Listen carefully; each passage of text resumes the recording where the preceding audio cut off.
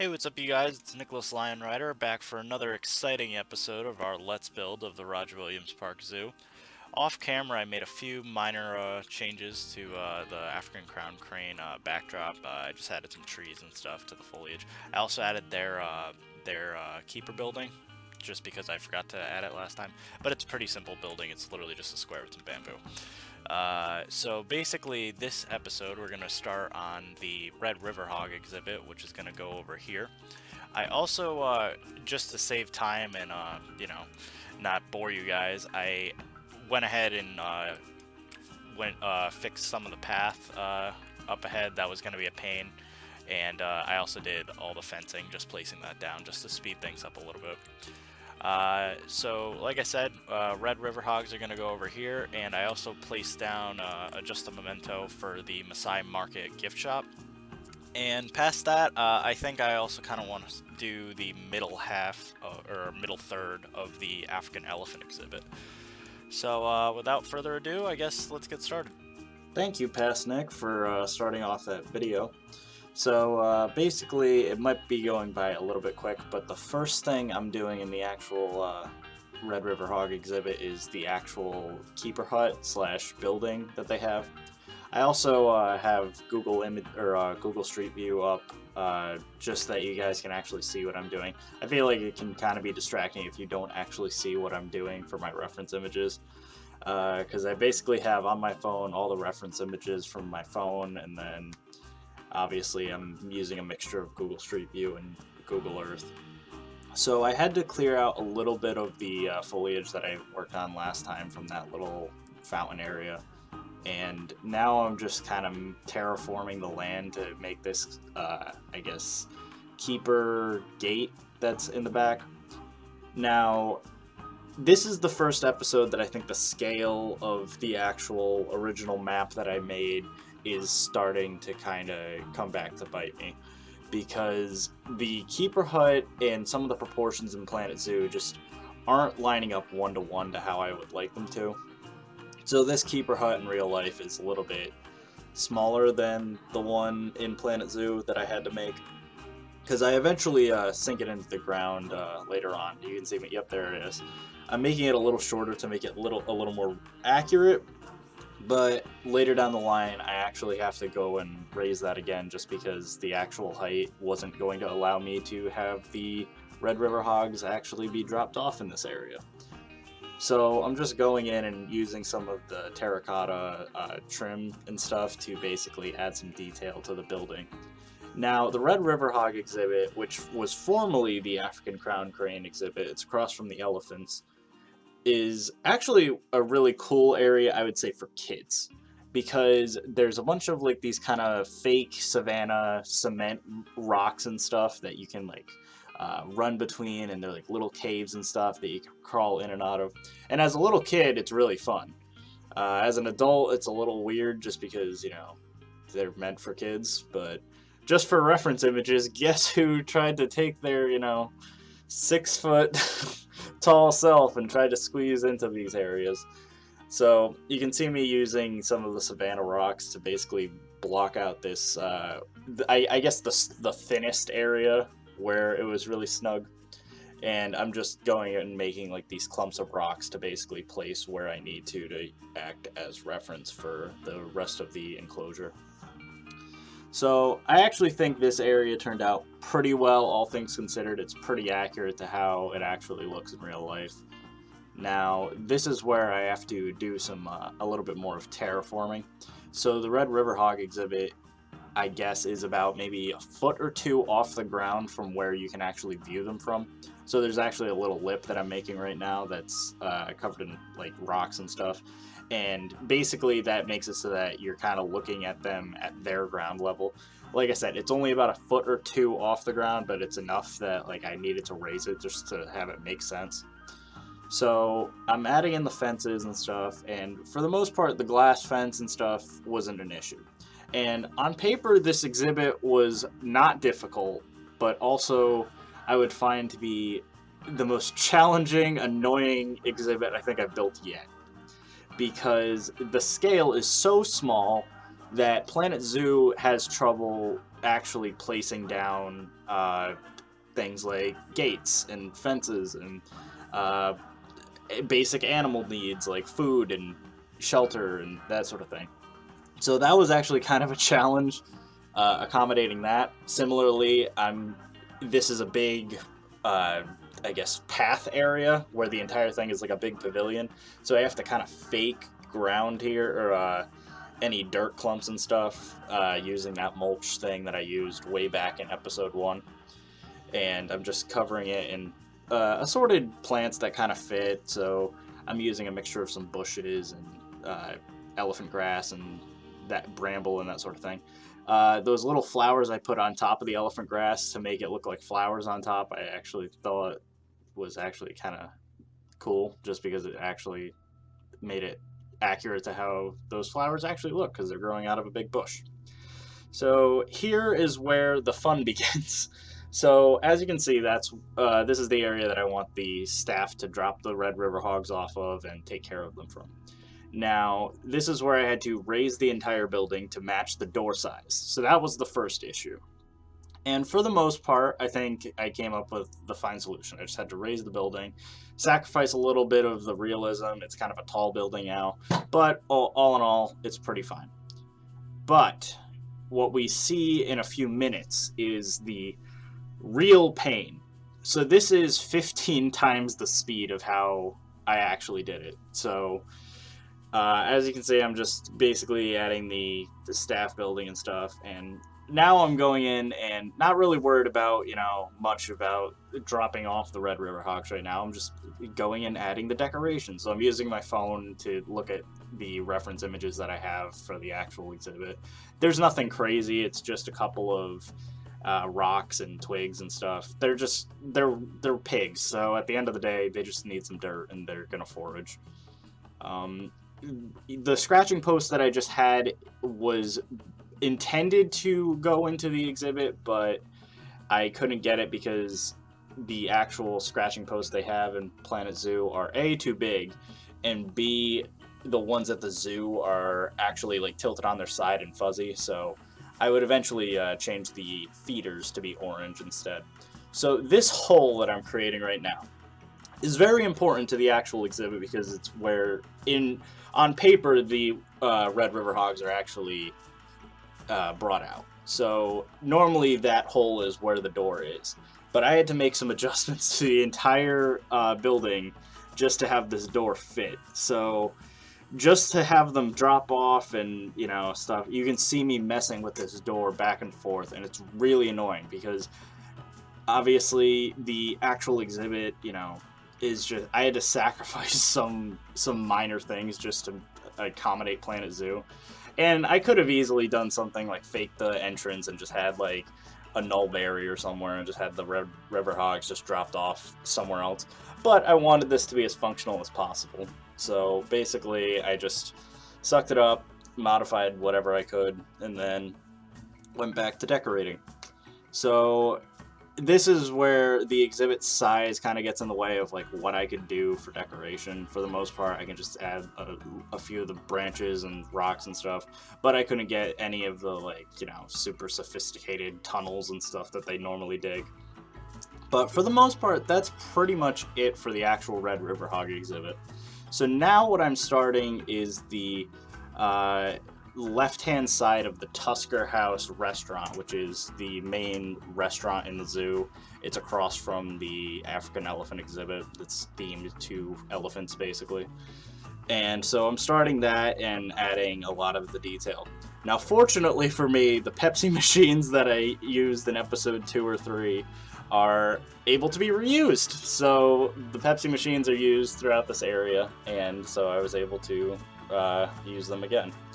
Now, I can already tell that this next area that I will be working on in probably episode 8, which is the elephant exhibit / the rest of this pavilion, is going to be challenging because it's sunk into the ground and there's some stairs that lead down to a big picnic area.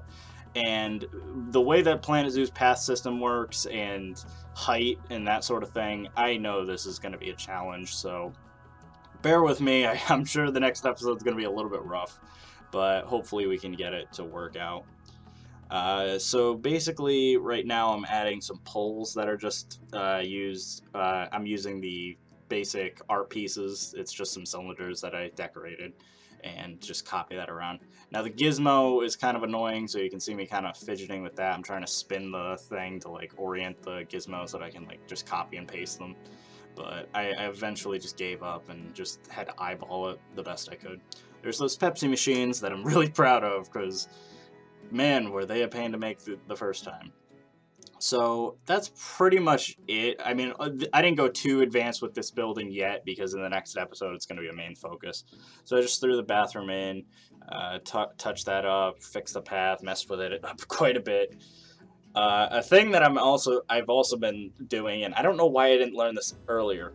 I can kind of fake paths and stuff by just covering them up with like a gray piece of ceiling and just sink it into the ground. And I can also turn off the actual like little railings and stuff that are on the paths, which I've started to do just when I want consistent stuff. So the Maasai Market is the first gift shop that you pretty much have like year round. It's like a little octagon gazebo. Now, unfortunately, I wasn't able to get it to be like an octagon and have it the way it should be. And so you can see me now messing around with how I want to actually go about doing this actual building. And I'm not happy with it yet. I just left it for the next episode, and I hope to tackle it, a little more advanced. I didn't even get like the sign that says Maasai Market or anything on it, just because it was such a pain just figuring out what I want to do. So I ended up with this kind of building design that's, just 4 cubes just to get that arched roof. That's really important for it. But I basically just, called it quits. I was like, that's fine. I'll just handle it later. There you can see me just spawning in the Red River Hogs that we'll get to seeing being made in a few minutes. Just to drop it off, and I wanted to see how it was running around and if it could actually move around in the exhibit, and it worked. So now is where I start focusing on the middle third of the elephant exhibit. So I wanted to focus on 2 big portions, which are the kind of exterior feeding areas / food stalls, which this is an interesting thing about the elephant exhibit that I'm making in Planet Zoo. On the outside of the exhibits, they're not really going to have... They're going to have a bunch of food stalls that will be on the outside of the fence. Because in the real zoo, the elephants get all of their food from hanging platforms or feeding barrels and stuff on the outside of the fence. So it's actually... They have to stick their trunks through the electric fence to get to the food. And basically they're just full of hay and stuff. So it's actually kind of weird, but I'm putting food barrels and stuff on the outside of the fence, but that's just how it is. What I'm also using right now is there's a big, awning that is spread throughout the elephant enclosure if they want shade during the summer months and stuff. And so I'm using the African banners to basically just kind of make a nice drooping archway that just kind of cascades over the entire exhibit. So here I am, I'm just adding a little bit of texture to the foliage. I quickly go in and just add in all those big elephant fence pillars and just copy those around. In the next episode, I'll pretty much finish the exterior, which is going to add like the lake area and that sort of thing. But for the most part, I will say the elephant exhibit is not crazy difficult so far. The elephants are just so big and they just have so much land that for the most part the majority of the exhibit is just sand. So luckily, other than like some of these like special features, like I said, the feeders on the outside of the exhibit, the big awning, the river with the waterfall that I'll do next episode. Other than that, it's pretty much just a big plot of land with some sand and grass, so nothing super crazy there. They also have like 3 layers of fence that I'm noticing. So basically you have the first kind of stick fence, then you have this second row of fences that are just kind of planks of wood that you find elsewhere in the park, and then the final one is the big electric fence with the cement pillars and stuff. So the good news is there will never be a rampage of an elephant at the Roger Williams Park Zoo. But now we're jumping back into Blender, and this is where I actually start modeling the Red River Hog. So I'm using the Warthog, obviously, because it's the closest thing that I could get to the Red River Hog. Now, that doesn't mean that a warthog is very close to a Red River Hog. Warthogs are probably the weirdest pig out of all of the pigs. Just, I don't know why, but their proportions are just very different than most pig species, be it a wild boar or even something as crazy as a Barbarossa, which I'll make way later down the line. But I will eventually make one. So, for the most part, I had to immediately just fatten this warthog up. So, I wanted to smooth out the back and get this nice, arching area.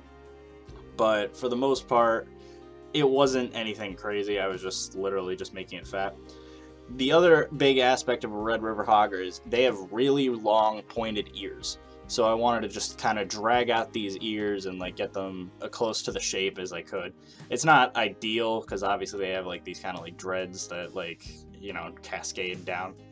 But of course, the other thing is a Red River Hog does not have big tusks. They kind of, not really. They technically do, it's just they're not like a warthog where they extrude out of the lip and stuff. They're just kind of bumps on the male.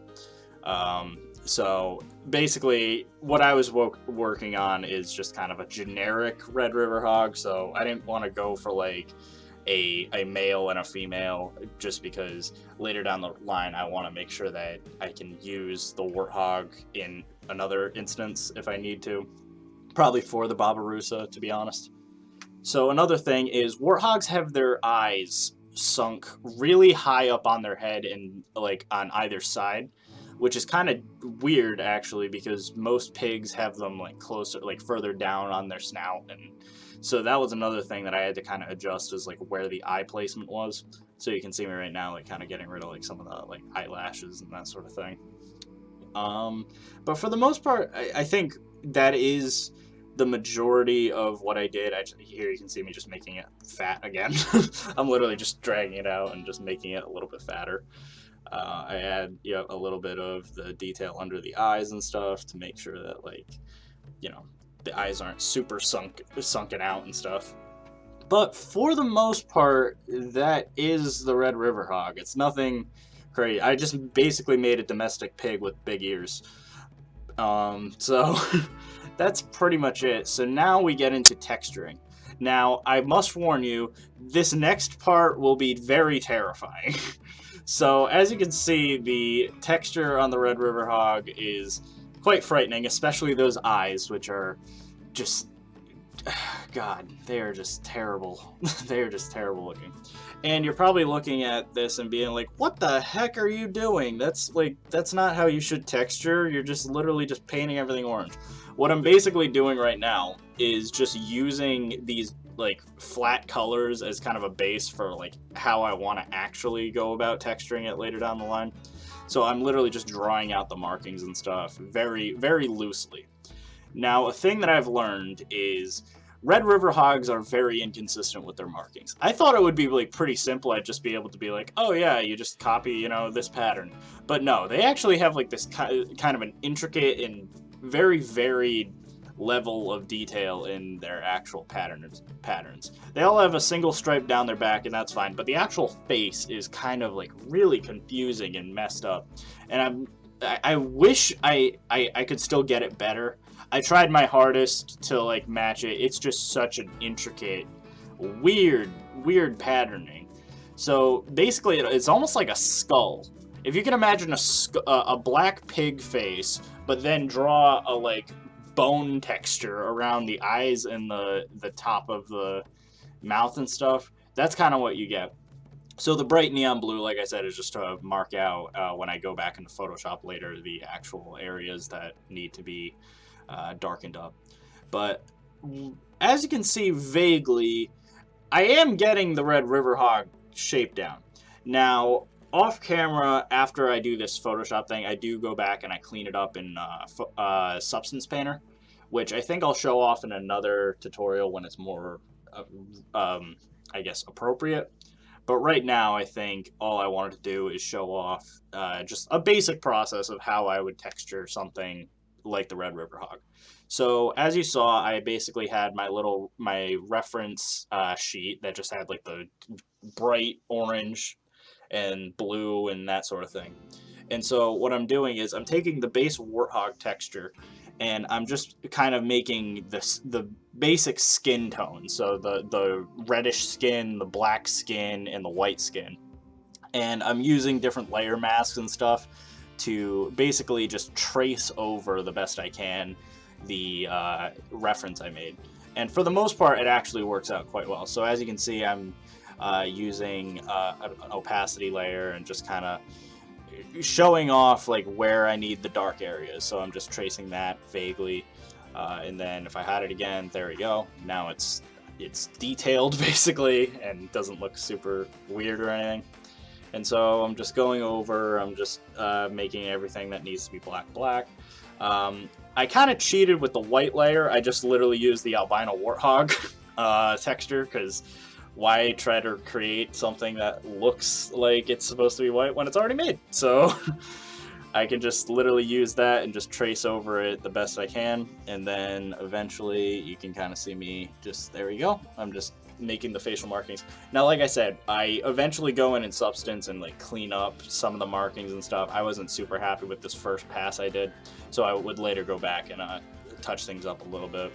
It just looked a little too, I guess, blurry is the word. Like the actual like texture and stuff just looked really blurry, so I wanted to go back and add in a lot more detail and the like the fur and that sort of thing, like just adding texture so it looks like they're different furs that are bleeding into each other and not just like just paint, like spray paint basically. But as you can see, I'm just basically erasing everything that isn't an orange layer in this case.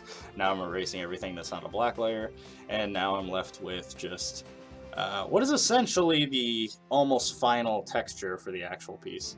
So essentially we're kind of done here. Like I said, the actual texture isn't perfect, but I did make a much better version than what you're seeing right now.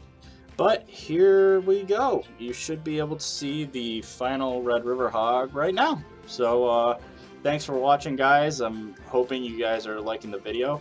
We're almost to 100 subscribers. I'm very surprised about that, but I guess if you like these videos, I'll keep them coming. So thanks for watching, guys, and I'll see you next time for my favorite animal, the African elephant. Thanks for watching.